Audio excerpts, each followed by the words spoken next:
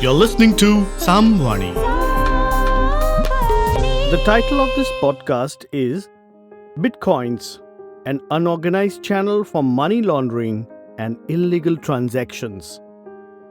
It has been prepared by Ayushi Jaiminbhai Parekh, a student of TY JG Institute of Business Administration. The abstract goes like this. This research paper aims to shed light into money laundering using bitcoins. Digital payment methods are increasingly used by criminals to launder money. Money laundering is a growing issue which has in later years immigrated more and more to the digital sphere of bitcoins.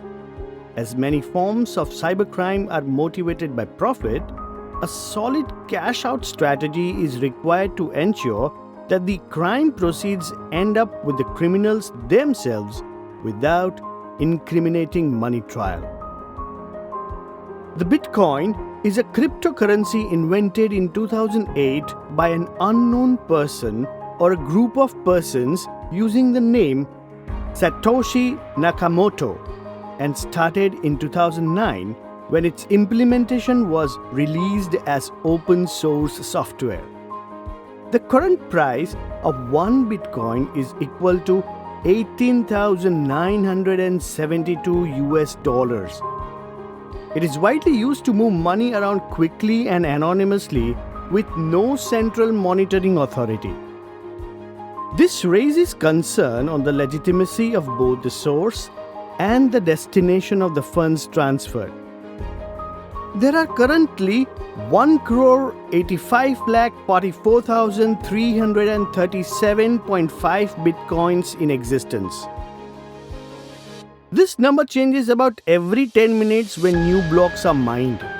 Right now, each new block adds 6.25 bitcoin into circulation. The bitcoins are earned through mining blocks. There is a lot many free mining softwares which are available online which can be downloaded and used to mine blocks and earn bitcoins. What is the role of bitcoins in money laundering?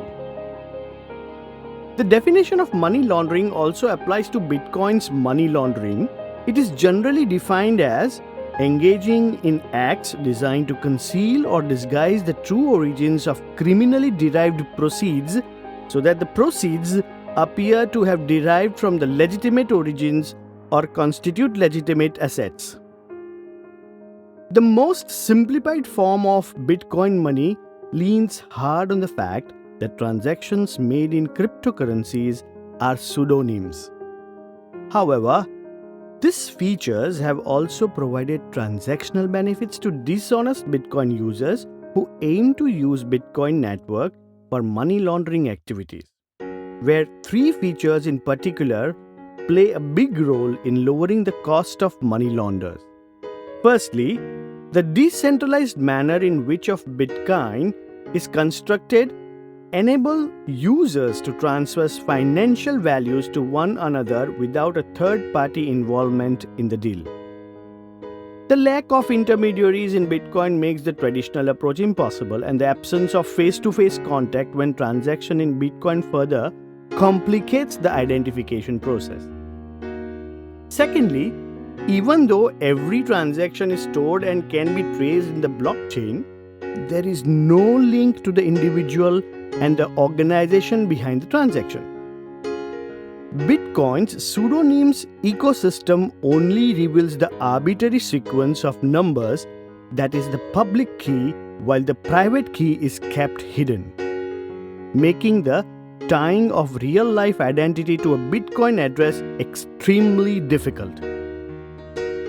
The problem is further compounded by the ease of which a user can have several electronic wallets, giving them multiple public addresses, which makes the potential money laundering violations hard to investigate.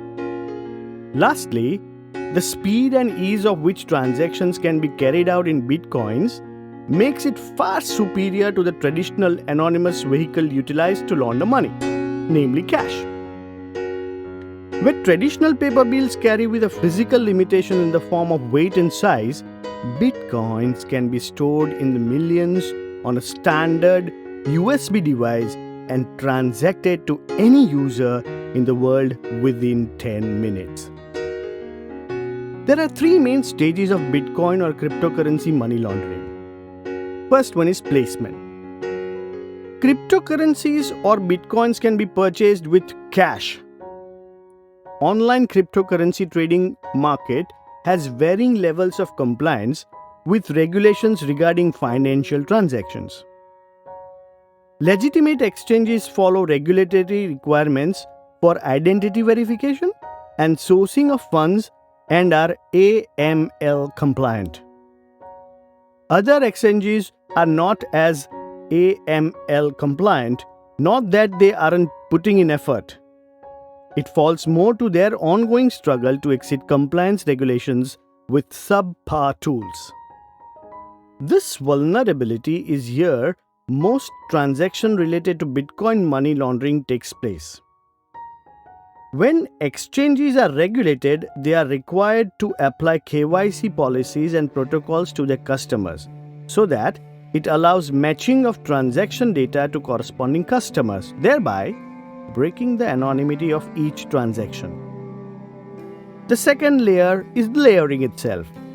Bitcoin or crypto-based transactions are generally being followed via blockchain. However, once a dirty cryptocurrency is in play, criminals can use an anonymizing service to hide the fund's source, breaking the lines between Bitcoin transactions. The next is integration. The point at which you can no longer easily trace dirty currency back to criminal activity is the integration point, the final phase of currency laundering. Despite the currency no longer being directly tied to crime, money launderers still need a way to explain how they came into possession of currency. Integration is that explanation. A simple method of legitimizing the illicit income is to present it as a result of profitable venture or other currency appreciation. This can be very hard to disapprove in a market when the value of any given altcoin can change by another second. Alternatively, similar to how an offshore fiat currency bank account can be used to launder dirty money, an online company that accepts Bitcoin payment can be created to legitimize income and transform dirty Bitcoins into clean, legal Bitcoin. The literature reviews done for this. Elliptic. Bitcoin is different from traditional currencies in two ways. First, it is not backed by any government or legal entity. There is no central issuer. It relies on a peer-to-peer network to maintain its consistency. Second, unlike traditional currencies such as US dollar or euro or rupee, which is controlled by law or regulation, a Bitcoin value is determined by supply and demand. The more people who are willing to trade in Bitcoin, the higher the price will be. Bitcoins are exchanged through peer-to-peer network and not subject to any bank or third-party regulations. They are less susceptible to economic or political problems that affect traditional currencies. CoinDesk 2015. However, like traditional currencies, Bitcoins have value and it can be used to buy goods. Although the majority of Bitcoin transactions take place online, a growing number of physical businesses have begun to accept Bitcoins in exchange of goods and services from grocery stores, maybe for fast food or some grocery, to car rental, etc. A Bitcoin transaction is similar to an online banking system in which one could send Bitcoins to electronic wallets of other users by passing private and public keys. There is no physical object or file that say this is a Bitcoin. BitAML Bitcoins are exchanged through peer-to-peer network and not subject to any bank or third-party regulations. They are less susceptible to economic or political problems that affect traditional currencies. So as due to this, the value of Bitcoin is unstable and unreliable due to as it was affected only by demand and supply ratio. But in fiat money, the most important feature is stability, unlike the digital cryptocurrencies. The next web says, the one way of the key advantage of the digital currency includes easy access to the general public, quick and easy payment system, fast and proper settlement, lower fees charged to the user, no third-party involvement, etc. Due to the simple and effective non-cash system, most people can have access to this electronic payment model irrespective of the location of the user. The user can easily make payment by using this online currency. The objective and scope of this particular compilation. As the objective and scope of this research is so wide, but the main part is to track the patterns in Bitcoin money laundering. Bitcoin can be bought and sold in return of traditional currencies on several exchanges. It can also be directly transferred across the internet from one user to another user. As per FinCEN, the Financial Crimes Enforcement Network rules, it is mandatory for money transmitters to register with FinCEN, implement fraud compliance controls to avert potential money laundering activities, report suspicious financial activity, and obtain licenses for business continuity. In the US, these measures are further mandated by the Bank Secrecy Act and Patriot Act, which act as primary regulations for AML, that is anti-money laundering regulation. Bitcoin is arguably not subjected to the legal requirements of the AML regulations, as this cryptocurrency is not a fiat currency. This excludes Bitcoin dealers from being registered as money transmitters, and hence the transactions are difficult to track and monitor for money laundering. Also, the intricacy of Bitcoin protocols and opacity of the network have massive appeal to those with nefarious intentions such as terrorist financing or paying for illegal drugs. There have been instances where the illicit use of Bitcoin has been tracked. For example, there are programs such as Satoshi Dice that allow people to gamble online using Bitcoins. Satoshi Dice accounted for more than half of all Bitcoin transactions in June 2013. Another website called Silk Road helped dealers sell millions of dollars of illicit drug with Bitcoin, only mode of payment in that website.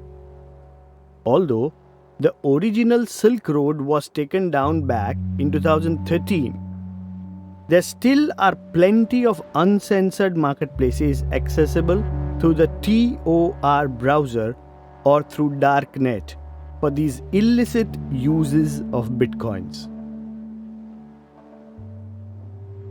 Another instance of Bitcoin fraud in the Tokyo-based Mt. Gox, one of the largest Bitcoin exchanges in the world, which handled 70 to 85% of all Bitcoin transactions in 2013. In February 2014, the company suspended trading activities, closed its website and exchange service, and filed for bankruptcy. In April 2014, it was announced that around 850,000 bitcoins worth $450 million had belonged to customers were missing and stolen.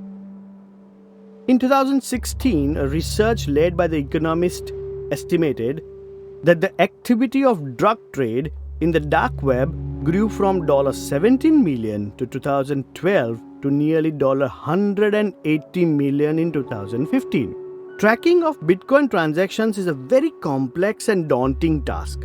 Bitcoin identities are not explicitly tied to real-world individuals or organizations. Like cash, Bitcoin transactions do not explicitly identify the payer or the payee and are irreversible. Most anti-money laundering analysts conclude that a key advantage of Bitcoin for criminals is that law enforcement faces difficulty in detecting suspicious activity, identifying users, and obtaining transaction records. Conclusion: Bitcoins are relatively new innovation, but they have quickly transitioned from a small market to global commodity. Consequently, Bitcoins have been abused in a number of illicit and illegal ways. From buying contraband or Silk Road to using privacy coins 26 for nefarious purposes, criminals have exploited cryptocurrencies in order to launder millions of dollars through a variety of methods. Fortunately, efforts are being made on several fronts to both address the problem and provide effective solutions. Exchanges are making greater efforts to identify their clients, while researchers are working to unmask transactions which are previously thought to be untraceable.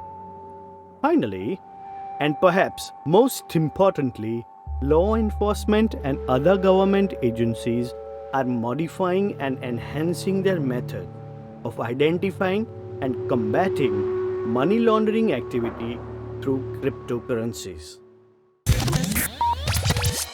You're listening to Samvani.